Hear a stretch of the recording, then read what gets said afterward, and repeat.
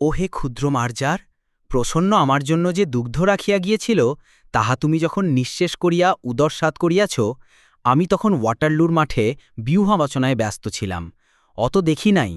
এখন দেখি তুমি পরিতৃপ্ত মুখে বলিতেছ, মিয়াও। তুমি বুঝি ভাবিতেছ, কেহ মরে বিল ছেঁচে, কেহ খায় কই। ম্যাও।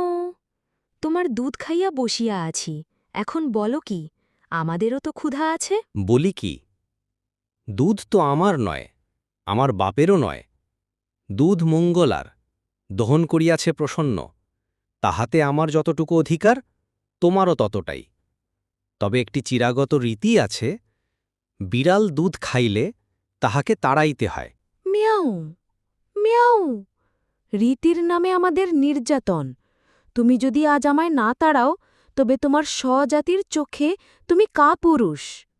কি জানি, যদি বিড়াল সমাজে তুমি হাসির পাত্র হও।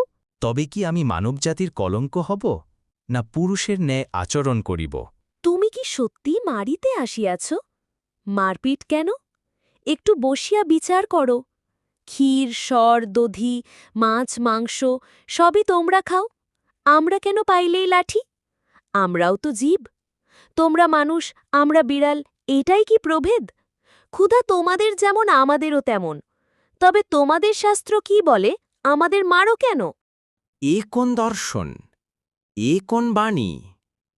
বিড়ালের মুখে শুনিলাম আত্মবোধ, ন্যায়ের বচন। আমি বুঝিলাম, তোমাদের বিদ্যালয় যতই গর্জে উঠুক, এমন সত্য কখনো শেখায় না। মেয়াও মেয়াও।